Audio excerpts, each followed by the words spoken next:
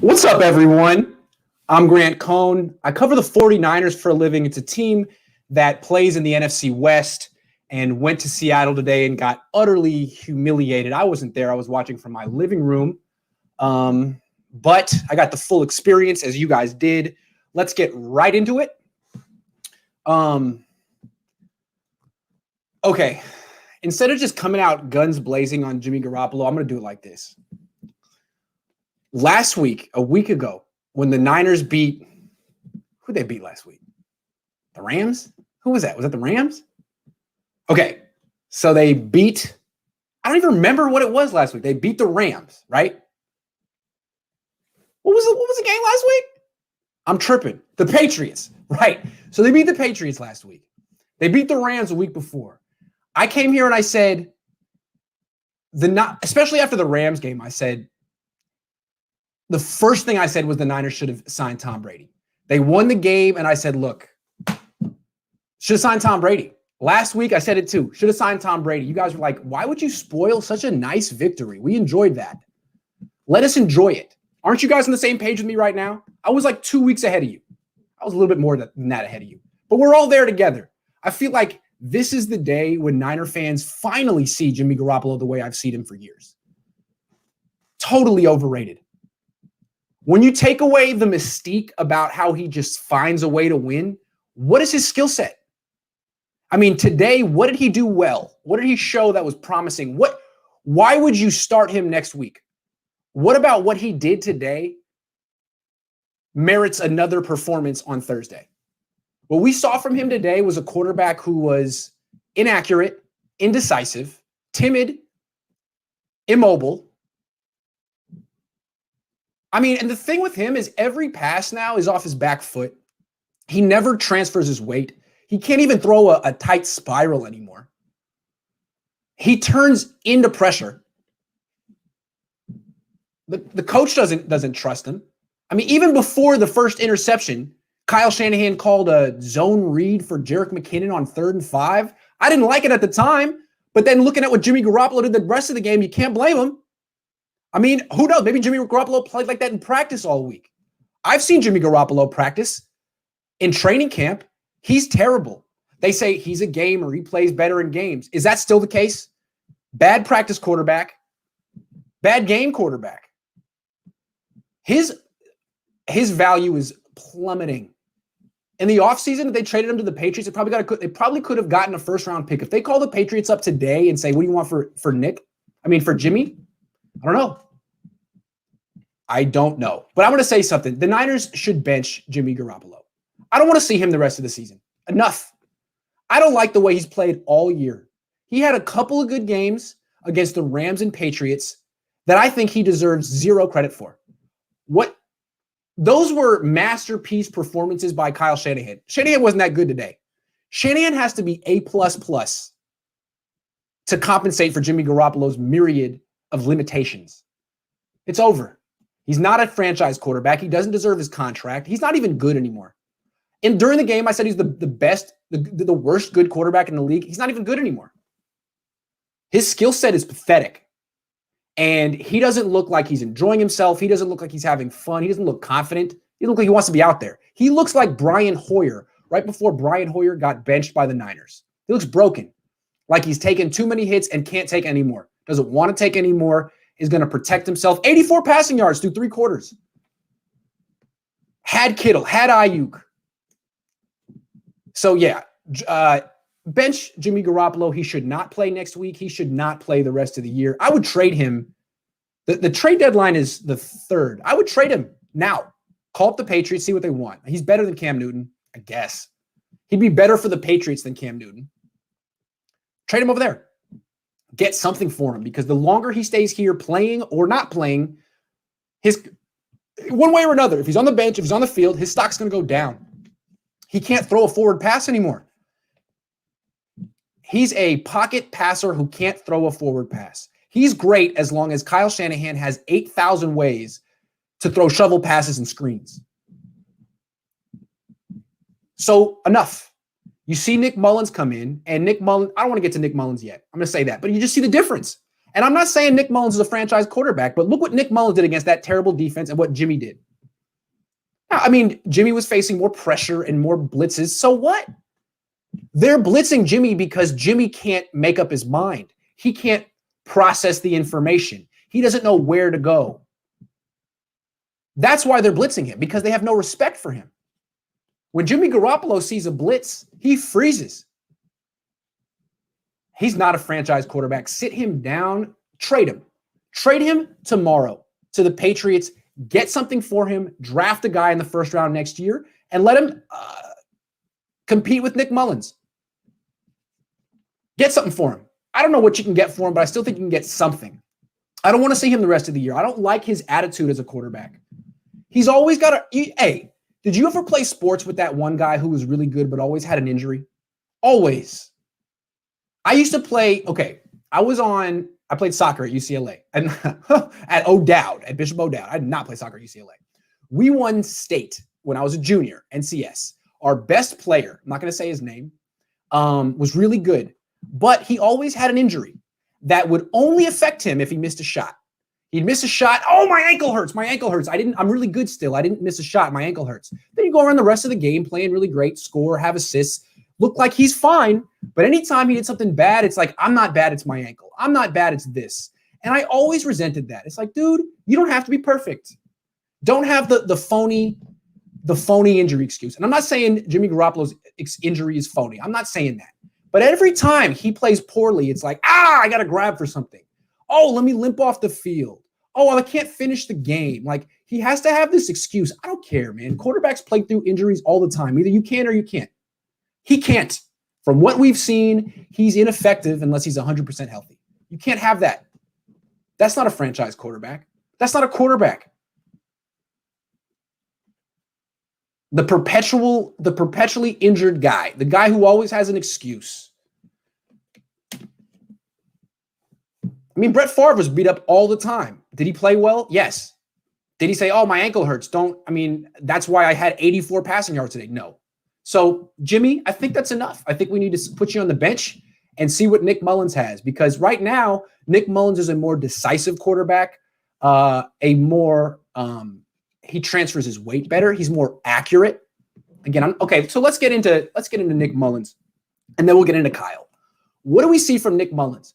What we see from Nick Mullens is he's a fabulous backup quarterback. The Niners are lucky to have him. Any team would be lucky to have him as their backup, as their number 2.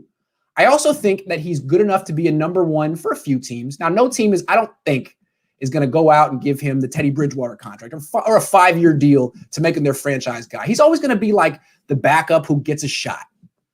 I compare him to Ryan Fitzpatrick. Ryan Fitzpatrick is almost 39 years old. He's been in the league a really long time. He's been in a lot of teams. He's had a lot of good games, a lot of bad games. He's had so many games in his career where you're like, well, he's done.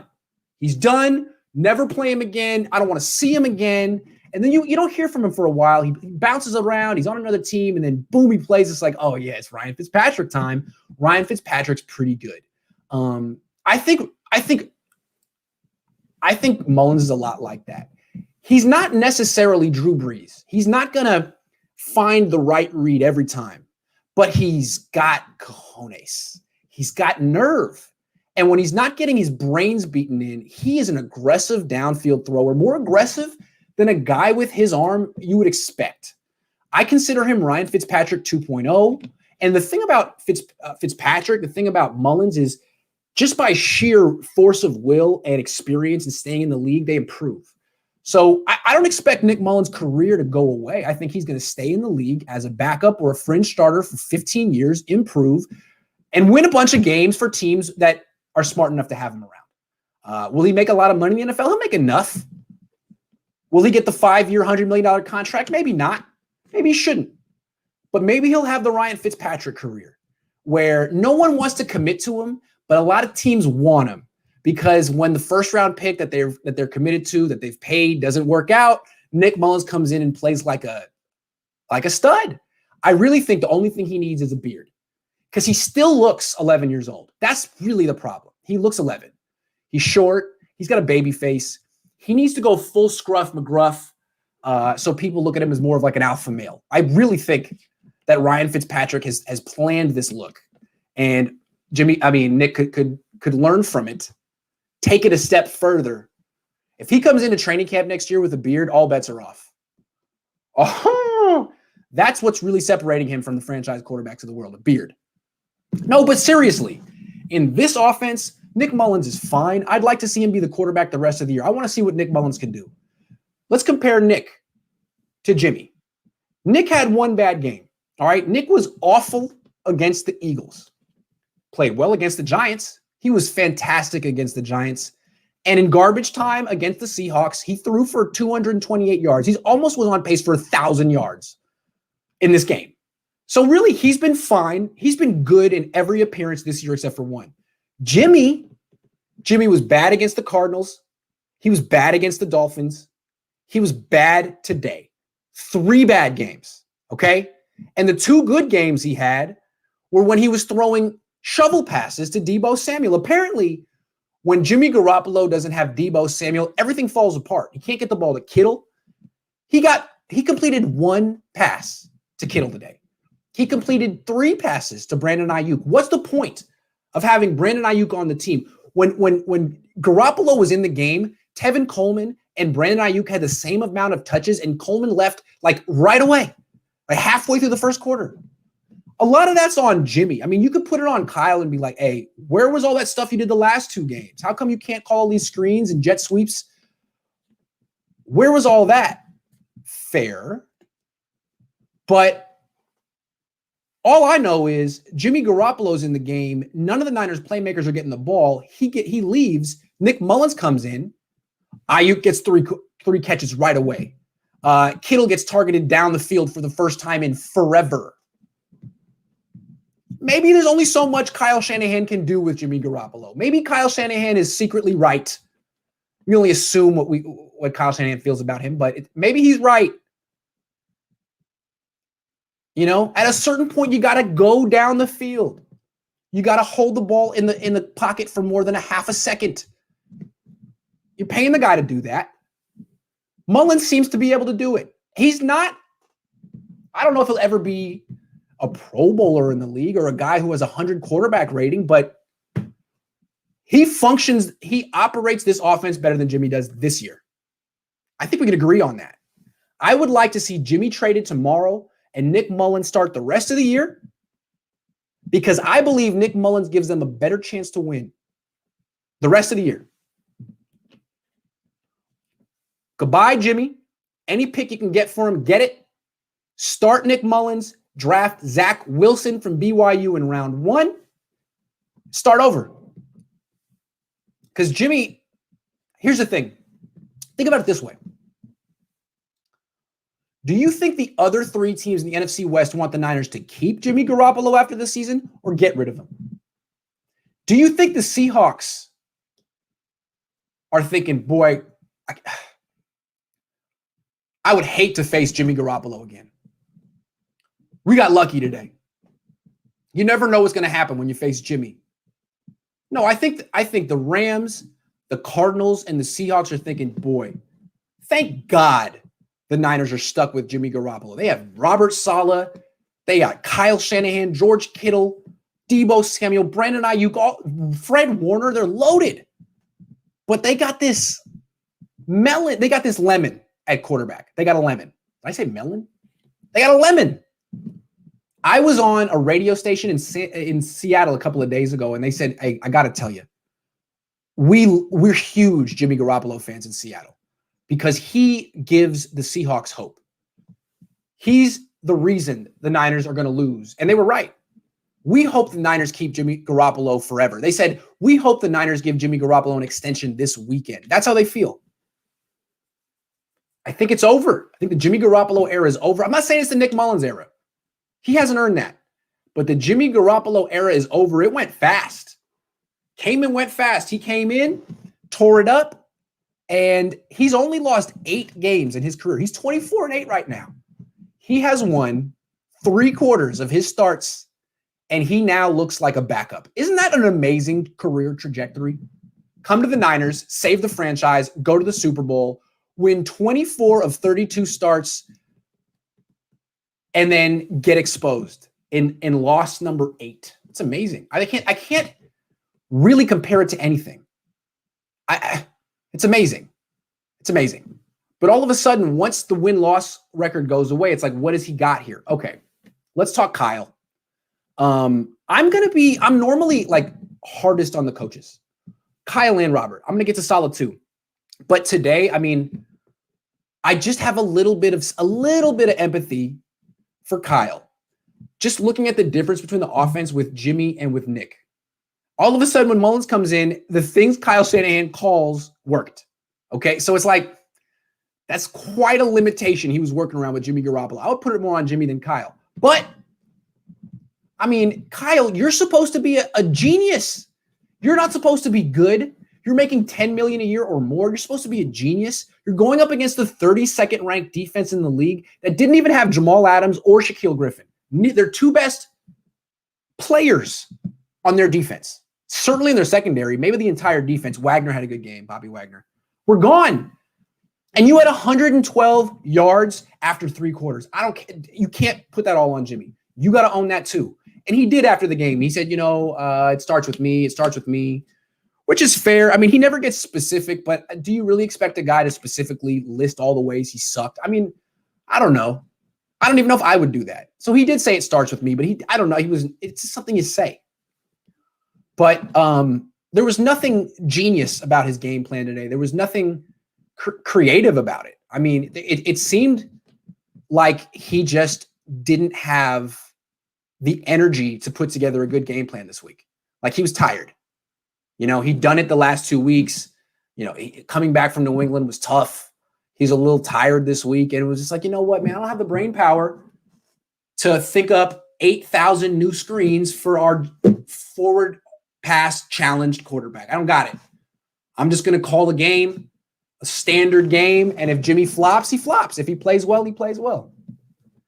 This is the Kyle Shanahan screw it game. It was the same thing week 1 against the Cardinals, the same thing week 4 against the Eagles, the same thing week 5 against the Dolphins. A sink or swim game. I don't care, Jimmy. I don't want to protect you anymore. I don't feel like it. Go out and do something.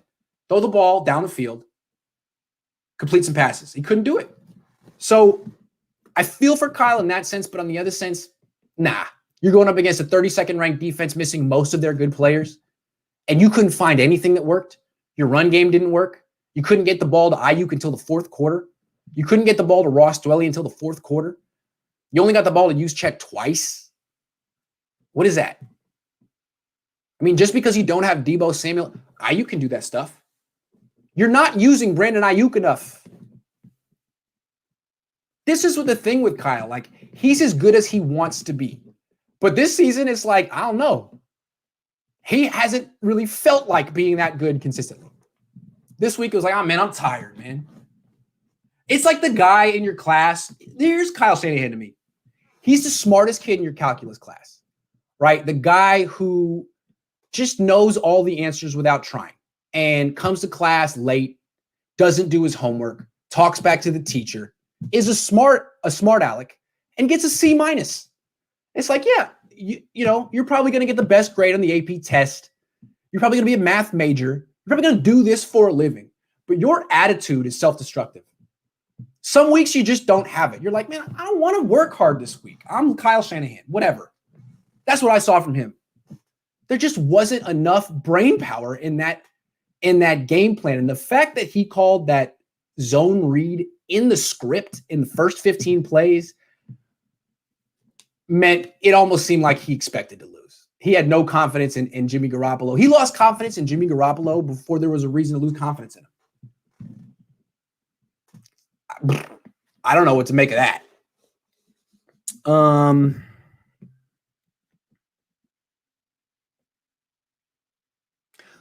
Before I get to Robert Saleh, I'm gonna stick with the offense, and then I'll go defense.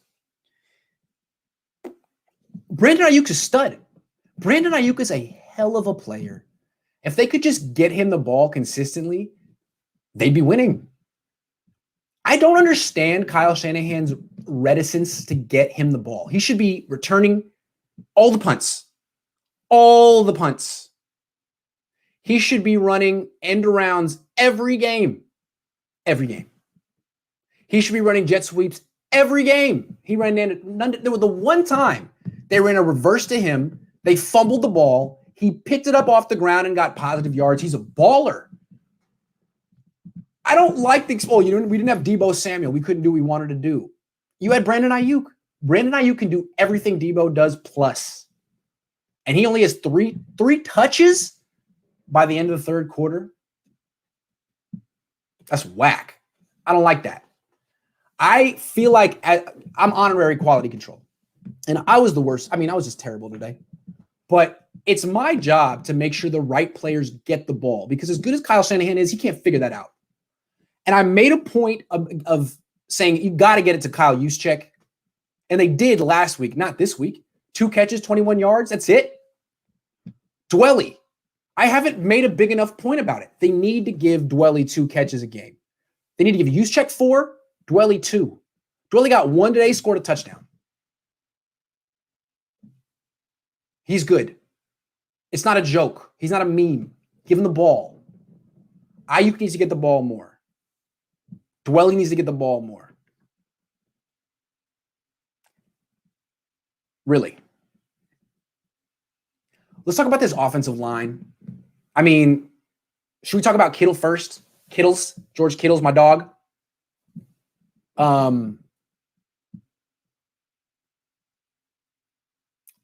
Is it too soon to say the Niners shouldn't have given Kittle that money? I'm not going to go there yet because I was the one arguing strongest all offseason that they needed to pay him. But now I'm looking and I'm seeing a guy who's hurt, a guy who plays very hard, a guy who's 27, a guy whose body can't take all of this forever, can it? He hasn't been great this year. You're paying $15 million a year for a guy who just happened to get 2 catches for 39 yards in this game. You can't have that. You have to be more consistent as a receiver. You wanted to be paid like a wide receiver. You're getting paid to catch passes. The blocking's great. This is why I kind of think that Travis Kelce is a better tight end than George Kittle. George Kittle has no weaknesses. Kelce does. He's not a particularly good blocker. But I'll take a tight end who's not a particularly good blocker if he is a fantastic route runner who scores a lot of touchdowns. Kittle doesn't. So, yeah, I think I'd go Kelce on that one. All right, I'm kind of losing my momentum here. Let's get back to the things I need to talk about. Oh, hold on. If you have a question and you tip me, I promise I will answer it. Let's see. Okay, hold on. Ayuk and Dwelly, new quarterback, please. P.S. McGlinchey is trash. Oh, I'm getting to McGlinchey now. But again, like what I like about Mullens, I'm not saying he's a starting he's a franchise quarterback. I'm not saying give him $27 million a year.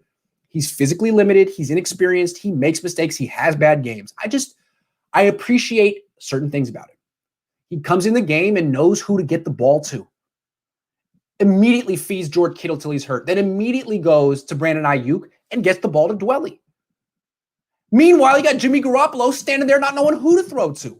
This is my impression of Jimmy.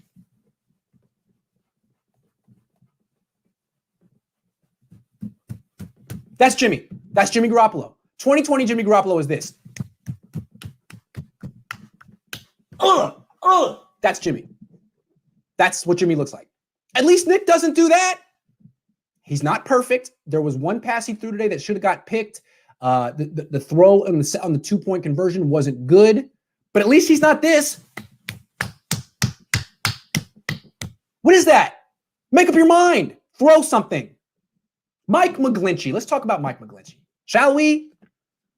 This dude had one decent game where all he had to do was block for jet sweeps and screens, and then came out on Twitter and said, I'm still here. Like he had taken unnecessary criticism and had proven himself to be the stud that he thinks he is. That was not a smart tweet, Mike. Because the thing about you is that you're not good. So when you tweet that thing like, I'm still here, it's only going to be a matter of, days, not months, days. And so you have another bad game and people can say stuff like, hey, Mike, you still here? Hey, Mike, I didn't see. Are you still here? I saw you get thrown on your back a couple times today. I saw that. I saw you couldn't block the former backup nickelback on your team, DJ Reed. Now he's on the Seahawks. You couldn't block. He put you on your back, Mike. Mike, are you still here? Because I didn't see you in the game. Saw you on your back. I didn't see you blocking. This is why bad players shouldn't be captains. Bad players shouldn't talk. Bad players shouldn't have a voice. Just work on your craft. Sit at the podium when you're good. Don't speak for the team when you can't even hold your own. The Mike McGlinchey thing gets me, man. Like, he gets up there. He's like 25 or something. And he's like 7 years younger than me. And he talks to the press like he's 50. He has this whole, like, I don't know who he's trying to be, but he gets up there and he's like, yeah, right, we didn't play that well today, but I think we did some good things. And it's like, dude, just talk about yourself. Don't give me the big picture. Don't give me no, dude, you're not good enough, experienced enough. That's Mike McGlinchey. I'll tell you right now, you're not Matt Ryan. You're not Joe Staley.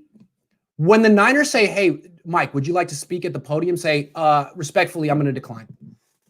I don't think I've earned it. I think there are other players on this team who should go ahead of me. Oh, yeah, right off the top, I really liked our effort today. Like, he's the coach. You're not even a good right tackle. I got to work on my Mike McGlinchey impression. I could do better. All right, what else we got? Why didn't we feed Juice to check the ball? Because apparently if I don't make a big deal about it every week, Kyle Shanahan won't do it. I have to make multiple videos and articles. Otherwise, he'll be like, okay, I did it once. That's enough, right?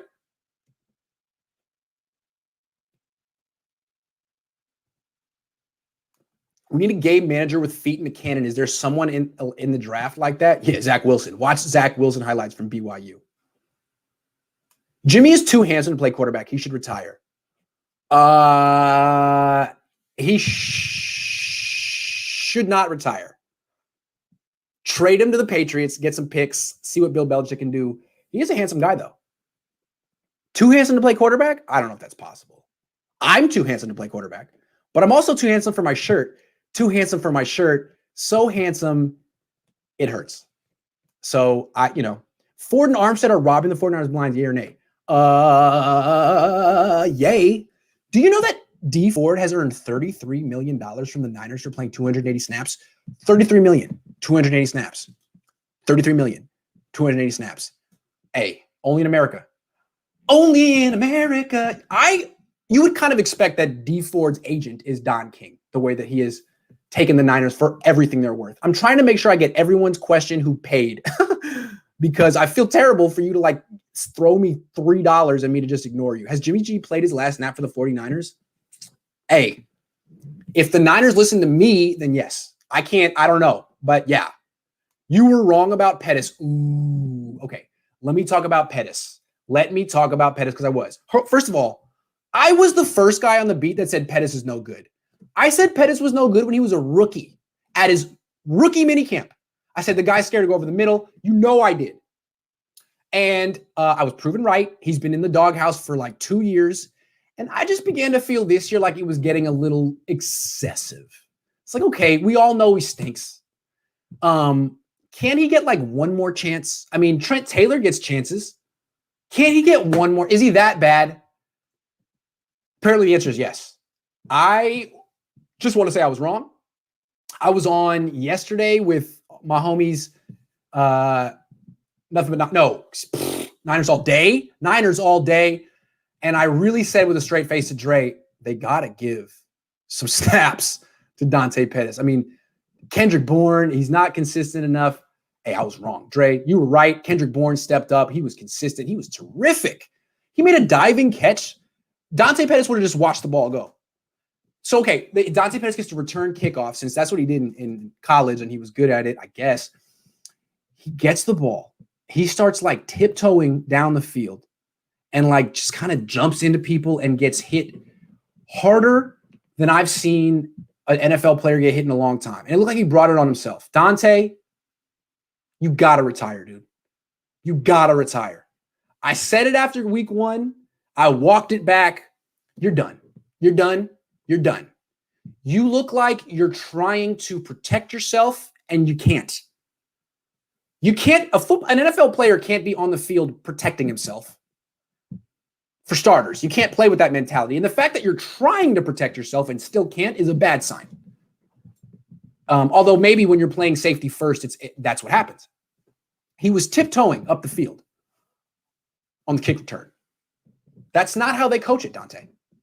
It's not how they coach it. You got to retire. You got to stop. Serious. I'm not even joking. You got to stop, dude. It's terrible. You got to stop. Retire. He looks like Joe Williams. The only difference between Joe Williams and Dante Pettis is that the Niners got Dante Pettis in the second round instead of the fourth round, which is where they got Williams. They traded up for both of them. They cut bait with Williams right away because it's easy to cut bait with the day 3 pick.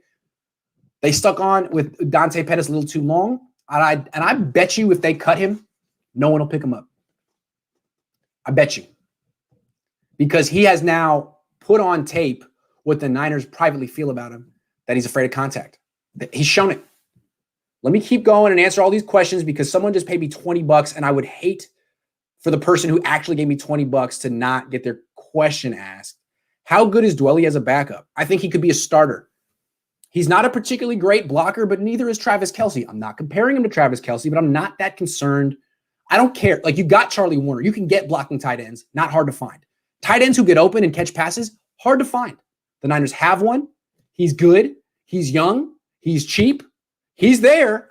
Like, the way I look at Ross Dwelly, he's like the tight end version of Kendrick Bourne, the tight end version of Jeff Wilson Jr.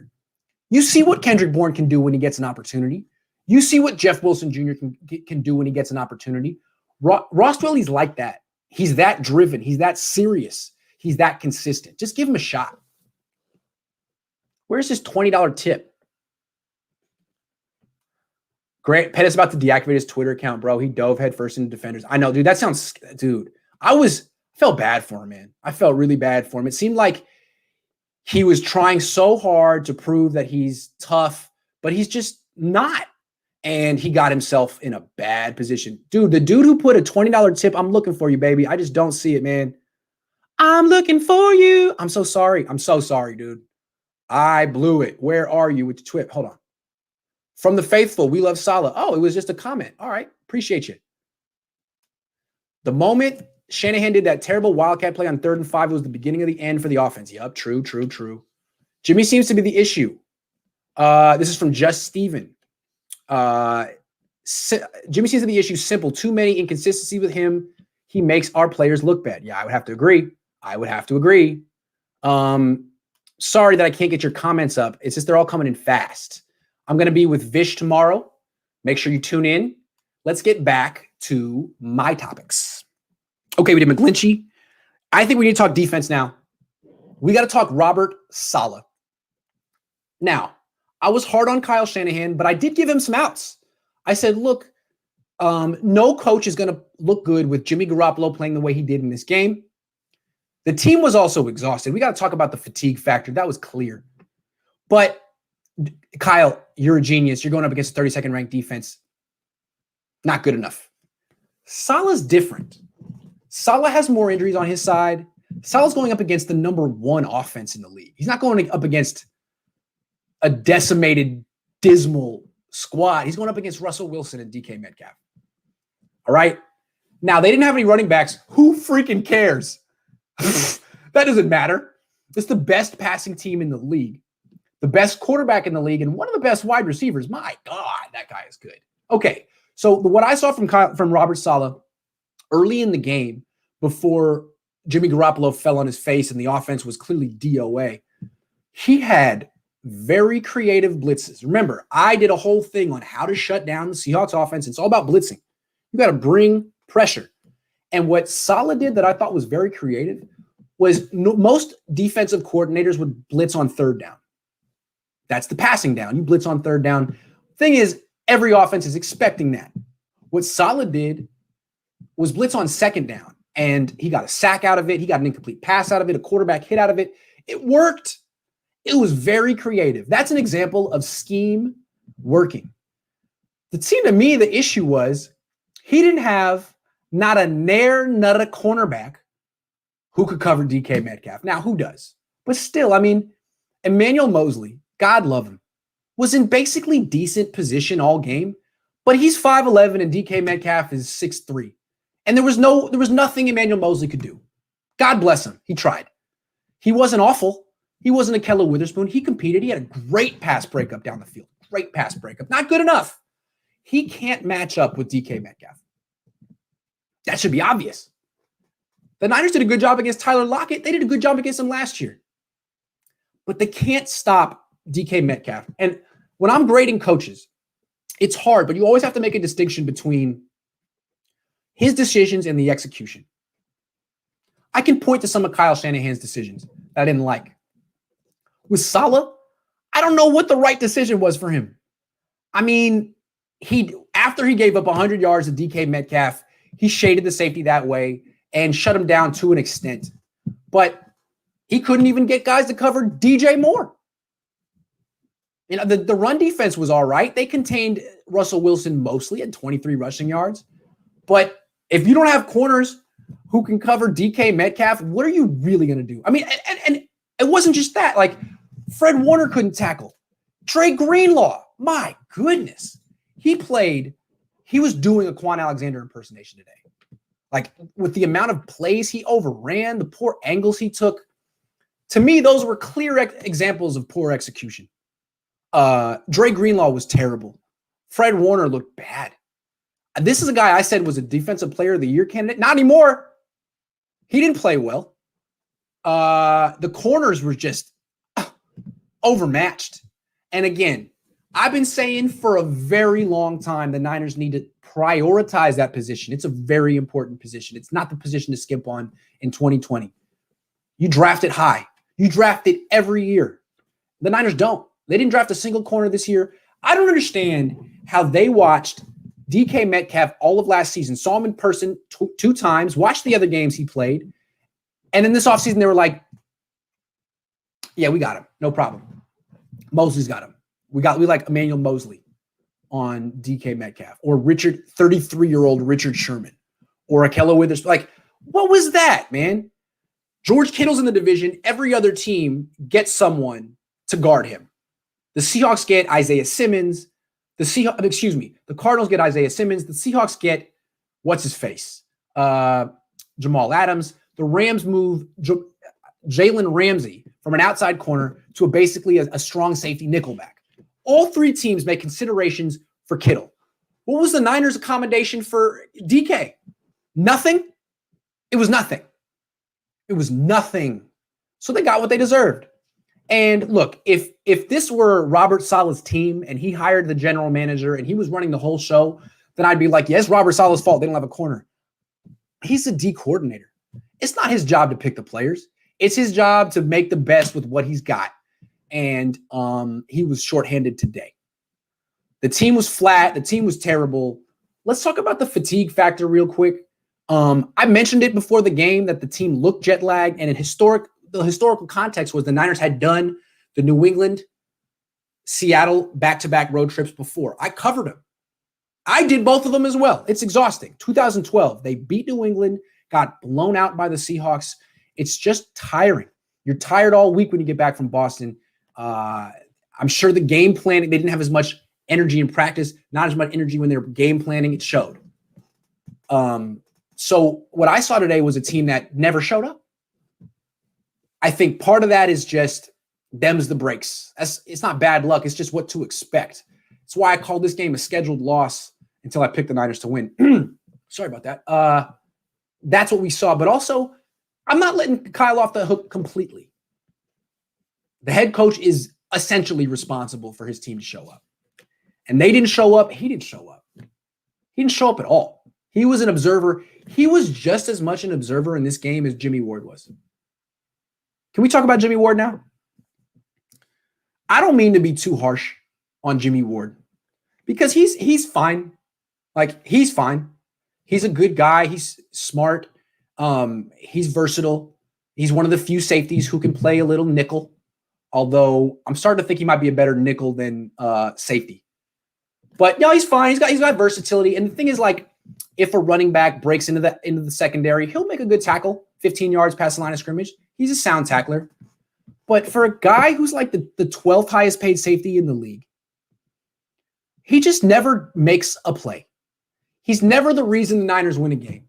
And when you see him in a game, he's always running to the play. He's always almost there. When the other team scores a touchdown, he's almost there. When the other team catches a pass, he's almost there. I mean, he's not an effective single high safety in cover 1, cover 3. He's not. He doesn't cover enough ground. He was faster 7 years ago. He's not fast. He's not. And then as like a hybrid rover guy who can line up in the box and cover and like line up and be around the line of scrimmage, he's not forcing fumbles, causing havoc, intercepting passes, sacking the quarterback. He's just kind of watching. My impression of Jimmy Ward, is that he's basically an observer on the field. He's watching his 10 teammates play football. Sometimes he joins the act. But today, what I saw from him was a guy who basically like got into an argument with DK Metcalf and did a bunch of like shoving and yelling after plays. And then when the game was out of reach and he was frustrated, he committed a 15-yard penalty on Russell Wilson that the Niners are going to complain about and say it wasn't fair. Okay, that's what he did. I'm not saying that it was a good call or a bad call. I'm just saying that's the only time I noticed him in the whole freaking game. I noticed him when the Seahawks scored touchdowns and he was not there. So what are the Niners paying him to do? To be on the field? He can't even do that consistently. If I were the 49ers, I would sell at the trade deadline. Forget buying. Where's this season going? I'm not saying they're definitely done, but you can't just assume they're going to make the playoffs. I would trade Jimmy Ward, Jaquiski Tartt, and Jimmy Garoppolo. All three. That would get $27 million plus 10 plus 7. So that would be $44 million they could clear off the cap. Oh, there'd be some dead cap and stuff, but get it off. Get rid of it. Trade those 3. Play Tavarius Moore. I can't believe Tavarius Moore didn't get playing time. I really thought he played quite well in the last game. Hey, Grant, based off what you have seen, do you think the Niners make the playoffs? This is from IC. Good question. Excellent question. You know what? I'm not going to write them off. Let's look forward. The Niners play the Packers on Thursday. The Packers have weaknesses too. I'm not saying the Niners are going to lose to the Packers. The Packers have no blocking. They have no run defense. They're not a good team. What they have is a Hall of Fame quarterback and one good wide receiver, kind of like the Seahawks, right? Kind of like the Seahawks. So we're going to see, can the Niners stop Davante Adams? They did a good job with it last year, but they basically stopped the Packers offense with a pass rush. Aaron Rodgers isn't the toughest quarterback in the world. He's not. If you hit him a few times, he'll tap out. He's like the UFC fighter who taps out when, like, as soon as he gets in the rear naked choke. As soon. He's not even going to mess around and try to get out of it or, like, go unconscious. Like, no, I'm done. I lose. Hurts. I lose. That's Aaron Rodgers. But the Niners have no pass rush anymore. Eric Armstead, another guy that makes a lot of money and doesn't really show up. He's not going to be, Aaron Rodgers is going to be worried about him. So if he has time and Davante Adams getting covered by Manuel Mosley, but otherwise, the Niners should be able to run the ball. They should be able to throw the ball. And if they have Nick Mullens at quarterback, they should really be able to throw the ball. If they play Jimmy Garoppolo against the Packers, they lose. If they play Nick Mullens, they'll win. They will win. So that's what I want to see next week. I want to see Nick Mullens come in and save the season. I want to see him come in and save the season. It's time. Who else we got? Niners, this is from Domain Threat. Domain Threat, I like that. Niners overreacted after Philly game. Rushed Jimmy back too soon. Ooh, yeah. Hold on. Ooh. The Niners overreacted after the Philly game. They rushed Jimmy back too soon. Go with Mullens till Jimmy hopefully gets healthier. Yeah, I think that's fair. What happened after the Philly game is the Niners blamed everything on Nick Mullens. They said, look, it's embarrassing we lost this game, but it's Nick Mullens' fault. It's his fault. So we'll bring back Jimmy Garoppolo and we'll win. But that's not what happened. They rushed Jimmy Garoppolo back. He got his brains beaten in by the Dolphins and got benched. I think there's something to that. So now you have a quarterback who is both mentally broken and injured because you rushed him back too soon, because you scapegoated Nick Mullens instead of actually honestly looking in the mirror and assessing the real issues, which were plentiful. It was all Nick Mullens' fault. So you rush back Jimmy Garoppolo. He's broken now too. And what do? What you do is you put Jimmy on the bench. You just let him rehab. Let him rehab. A couple of weeks ago, there was a report from Jason LeCamfer that the Niners were getting ready to move on from Jimmy Garoppolo, that Kyle Shanahan's kind of had enough. And one of the things that they pointed to is that Jimmy Garoppolo is too expensive. The Niners could replace him with a guy who makes $400,000 a year. There was something to that. Go back and read that Jason LeCamfer article again. It was very interesting. But what I wanted to say, the most interesting thing is that LeCamfer said there was a difference of opinion inside the organization as to the severity of the high ankle sprain. That's not good. That to me kind of sounds like the Mike Nolan, Alex Smith thing from when I was in college, when the team was terrible and Alex Smith was injured, and Mike Nolan basically said he needs to tough it up. He needs to tough it out and play through a separated throwing shoulder. And he did, and got even more injured. I mean, if you're questioning Jimmy Garoppolo's injury and say it's not as bad as he says it is, well, what does that mean about the relationship between those two? So Jimmy Garoppolo tries to tough it out to prove himself to Kyle Shanahan and plays like this. So, I mean, let's finish it on this note. A lot of you guys feel like, well, what's the point of even trading Jimmy Garoppolo? He has no trade value left. Well, maybe a guy like Bill Belichick looks at what's happening here and says, well, the guy's not even healthy. Kyle Shanahan keeps throwing him out there for no reason, like he's trying to break him down. Let's just bring him back to New England, rehabilitate his body and mind, and win. You know, it's kind of like what the Raiders did with Jim Plunkett. I always come back to Jim Plunkett. Jim Plunkett was broken by the Patriots and the Niners in the 70s. He was not a Hall of Famer, but a Heisman Trophy winner, #1 pick in the draft. Played on some bad teams, got beat up, would have washed out of the league. The Raiders brought him in and said, just sit on the bench, heal. And he did. And he won 2 Super Bowls. Maybe that could be Jimmy, but he's going to need someone to give him that kind of treatment. I don't think it's going to happen in San Francisco. Kyle has no remorse. He will break his quarterbacks. He broke RG3. Sorry, RG3. And he's breaking Jimmy Garoppolo.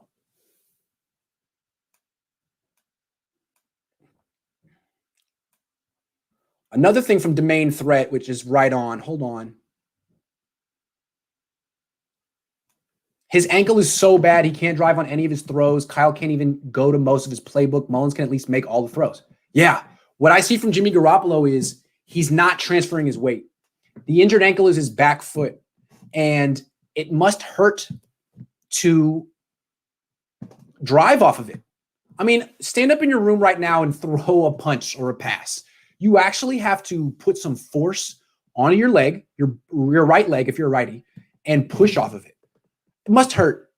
It must really hurt. I've never had a high ankle sprain. It must really freaking hurt.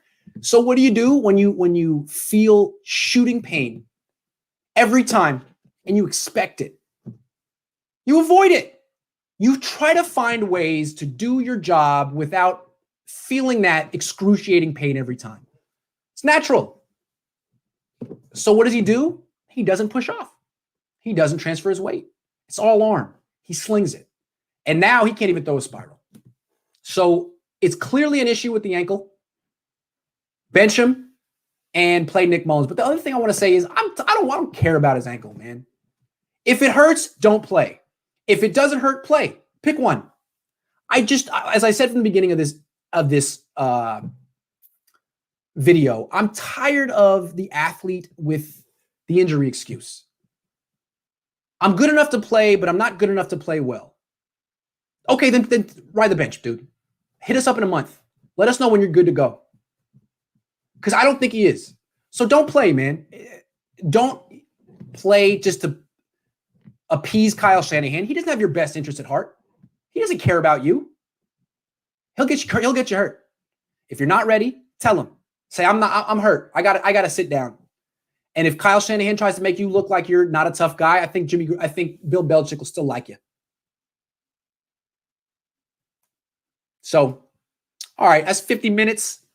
I'm going to go eat some dinner, have a nice glass of wine, hang out with my wife, and calm down.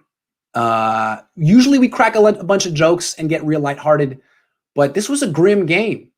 They didn't show up against another kind of a must-win game against a division rival, and now the Jimmy Garoppolo era is done. It looks like the Jimmy Garoppolo era is done. I don't see him improving. He's regressing. He's played this way since week 1 with some brief moments of good performance basically because of Kyle. And Deebo Samuel. Apparently, if Deebo Samuel isn't playing, Jimmy Garoppolo has nothing. Real quick. Javon Kinlaw was the wrong pick, guys. It was the wrong pick. You could say maybe. Hey, also, re-signing Eric Armstead, mistake. Re-signing Jimmy Ward, mistake.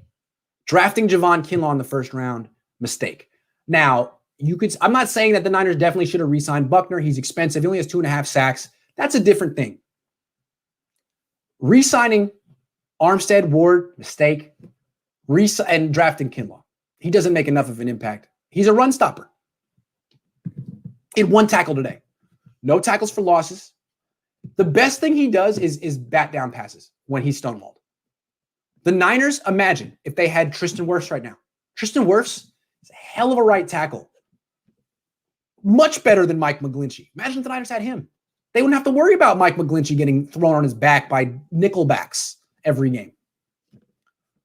So when the Niners make me coordinator of common sense or general manager or just owner, I promise I will never let them draft a 2-down run-stuffing defensive tackle in the first round ever again.